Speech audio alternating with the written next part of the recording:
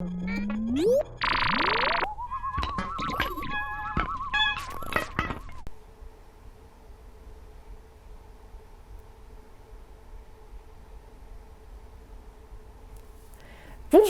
et bienvenue pour ce nouveau live au FRAC Centre Val-de-Loire. Aujourd'hui, en l'honneur de la Journée internationale des droits des femmes, je vais vous présenter un projet par une architecte de notre collection qui s'appelle Tatiana Bilbao. Tatiana Bilbao, elle est mexicaine, elle a fondé son agence d'architecture en 2004 et c'est quelqu'un qui est très préoccupé par les enjeux sociaux de l'architecture et qui va souvent chercher à faire des projets qui répondent à des problématiques sociales. C'est le cas ici, avec ce projet de logement durable qui en fait répond à une problématique de mal logement dans son pays natal au Mexique, où on estime à peu près à 9 millions le nombre de logements qu'il faudrait construire pour que l'ensemble des ménages mexicains soient logés dans des conditions décentes. Et alors ce problème de mal logement, qui est donc endémique, Tatiana Bilbao, elle s'y intéresse avec ce projet et son but, c'est de créer un logement accessible, durable pour l'ensemble de la population.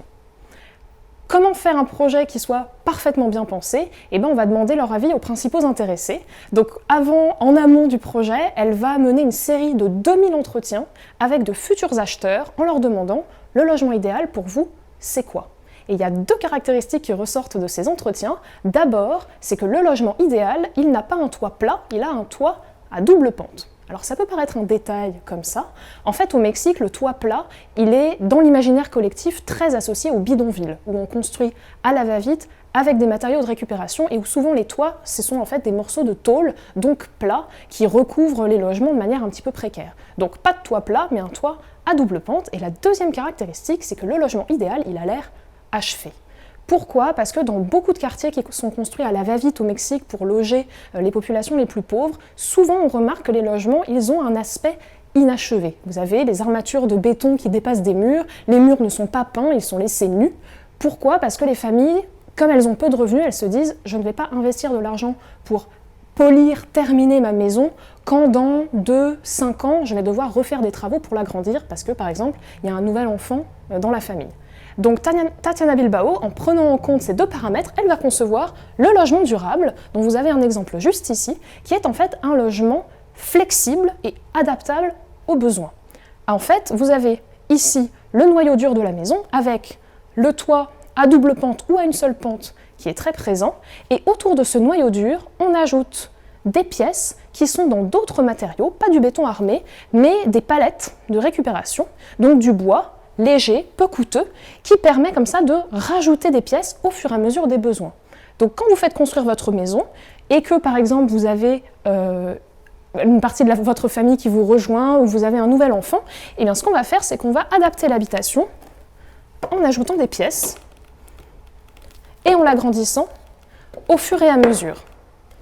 Le résultat de ça, c'est quoi? C'est que du coup, votre maison, elle part d'un prototype unique, mais elle va vous être particulière et adaptée à chaque famille, à chaque habitant.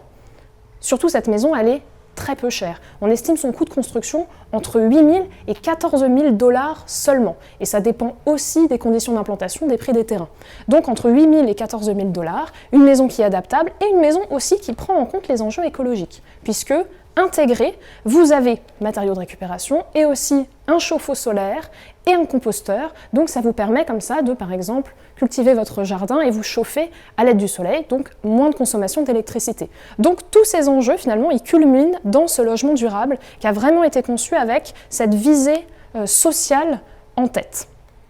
Et donc vous avez autant de maisons que d'habitants, et ce prototype peut être adapté dans toutes les régions du Mexique où les conditions culturelles, géographiques, climatiques sont très différentes, mais grâce à ce prototype, vous pouvez l'adapter à absolument toutes les régions.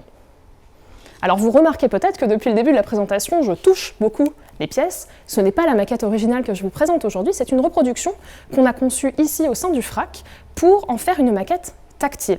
En effet, notre objectif, c'est que cette maquette, on puisse l'utiliser en atelier avec tous les visiteurs, enfants, adultes, mais surtout avec nos visiteurs malvoyants et non-voyants, qui peuvent ainsi explorer, comprendre, découvrir et assembler la maquette eux-mêmes en pouvant manipuler les pièces directement.